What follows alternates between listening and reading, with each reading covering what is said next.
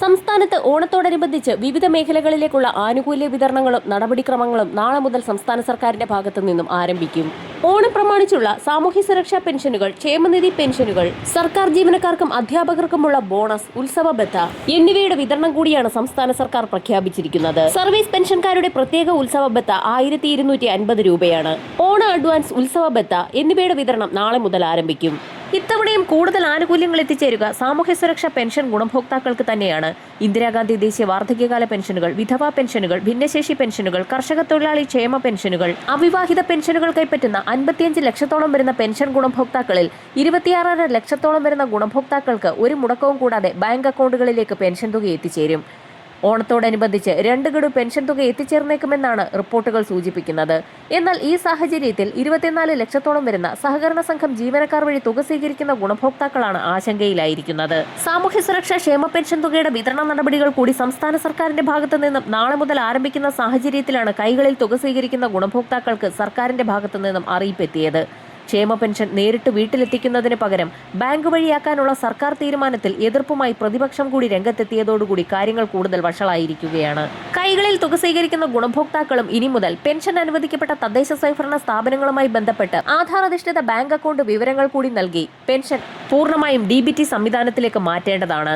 ഓണത്തോടനുബന്ധിച്ചുള്ള pension തുക വിതരണം സംസ്ഥാന സർക്കാരിന്റെ ഭാഗത്തു നിന്നും നേരത്തെ ആരംഭിക്കുന്ന സാഹചര്യത്തിൽ കൈകളിലേക്കുള്ള വിതരണം മുടങ്ങുമോ എന്നാണ് ഗുണഭോക്താക്കൾ ആശങ്കപ്പെടുന്നത്. പുതിയ സർക്കാരിന്റെ തീരുമാനത്തെ പ്രതിപക്ഷ നേതാവ് പിണറായി വിജയനും മുൻ ധനമന്ത്രി KN ബാലഗോപാലും അടക്കമുള്ളവർ എതിർത്തിരിക്കുകയാണ്. ഓണത്തോടനുബന്ധിച്ച് സാമൂഹ്യ സുരക്ഷാ പെൻഷനും ക്ഷേമനിധി പെൻഷനുമായി പ്രതിമാസം 66.17 ലക്ഷം പേർക്കാണ് തുക വിതരണം ചെയ്യേണ്ടുന്നത്. ഉമ്മൻചാണ്ടി സർക്കാരിന്റെ അവസാന കാലത്ത് പോസ്റ്റ് ഓഫീസിലൂടെ പെൻഷൻ വീട്ടിലെത്തിക്കാൻ ശ്രമിച്ചെങ്കിലും വിജയിച്ചിരുന്നില്ല. തപാൽ വകുപ്പിലെ LDF അനുകൂല ജീവനക്കാർ പദ്ധതി അട്ടിമറിച്ചെന്നായിരുന്നു അന്ന് UDFന്റെ ആരോപണം.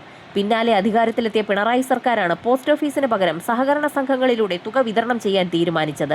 ബാങ്ക് അക്കൗണ്ടിലൂടെ പെൻഷൻ കൃത്യസമയത്ത് ലഭിക്കുമ്പോൾ വീട്ടിലെത്തിച്ച് നൽകുന്നത് ഒരാഴ്ചയോളം വൈകുന്നു എന്ന പരാതി ഉയരുന്നുണ്ട്. എന്നാൽ പ്രായമേറിയവർക്ക് പണം കയ്യിൽ കിട്ടുന്നത് ആശ്വാസമാണ്. എല്ലാവർക്കുമുള്ള പെൻഷൻ ബാങ്ക് വഴിയാക്കുന്നത് തുടക്കത്തിൽ ചില തടസ്സങ്ങൾ സൃഷ്ടിക്കുമെങ്കിലും ക്രമേണ സുഗമമാകുമെന്നാണ് സർക്കാർ വിലയിരുത്തൽ.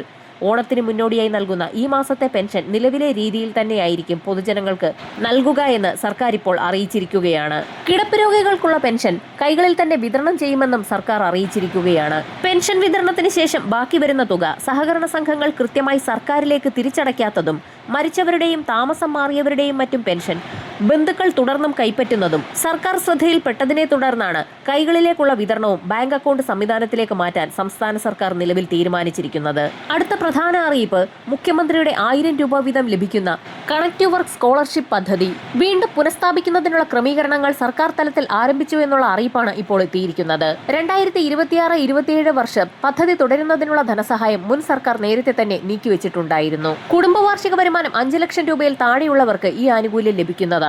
വൈകാതെ തന്നെ ഗവൺമെന്റ് ഓർഡർ പ്രസിദ്ധീകരിക്കുന്ന സാഹചര്യത്തിൽ ബാങ്ക് അക്കൗണ്ടുകളിലേക്ക് 1000 രൂപ വീതം ക്രെഡിറ്റ് ആവുന്നതാണ്. മറ്റൊരു പ്രധാന അറിയിപ്പ് 35 വയസ്സ് മുതൽ 60 വയസ്സ് വരെ പ്രായം വരുന്ന സ്ത്രീ ഗുണഭോക്താക്കൾക്ക് സംസ്ഥാന സർക്കാർ നൽകിയിരുന്ന സ്ത്രീ സുരക്ഷാ പെൻഷൻ പദ്ധതി 1000 രൂപയുടെ വിതരണം സംബന്ധിച്ചാണ്. സ്ത്രീ സുരക്ഷാ പദ്ധതി വീണ്ടും തുടരുമെന്ന് സർക്കാർ അറിയിപ്പുകൾ ഉണ്ടായിരുന്നെങ്കിൽ പോലും പദ്ധതി തുടരാൻ സാധ്യതയില്ല എന്നുള്ള റിപ്പോർട്ടുകളാണ് ഇപ്പോൾ പുറത്തു വന്നിട്ടുള്ളത്. മുൻപ് ഈ പദ്ധതി പ്രകാരം 2 ഗഡുക്കൾ 2000 രൂപ വീതം സ്ത്രീ ഗുണഭോക്താക്കളിലേക്ക് എത്തിച്ചേർന്നിരുന്നു. ഓണക്കാലത്ത് കുടിശ്ശിക ഉൾപ്പെടെയുള്ള ആനുകൂല്യങ്ങൾ വിതരണം ചെയ്യുമെന്ന് അറിയിച്ചിരുന്നെങ്കിൽ പോലും സേവന സൈറ്റിൽ സ്റ്റാറ്റസ് ചെക്ക് ചെയ്യുന്ന ഭാഗം കൂടി ഇപ്പോൾ നീക്കം ചെയ്തിരിക്കുകയാണ്. പദ്ധതി അവസാനിപ്പിക്കുന്നു എന്നുള്ള രീതിയിൽ തന്നെയാണ് കാര്യങ്ങൾ എത്തിയിരിക്കുന്നത്. സ്ത്രീ സുരക്ഷാ പദ്ധതിക്ക് പകരം സർക്കാരിന്റെ ഭാഗത്തു നിന്നും പുതിയ ആനുകൂല്യങ്ങൾ പ്രഖ്യാപിക്കുന്നതാണ്. ഇത് സംബന്ധിച്ചുള്ള കൂടുതൽ തീരുമാനങ്ങൾ ഉടൻ തന്നെ അറിയാം. വരും മണിക്കൂറുകളിലെ സർക്കാർ അറിയിപ്പുകൾക്കായി ചാനൽ സബ്സ്ക്രൈബ് ചെയ്യാൻ മറക്കാതിരിക്കുക.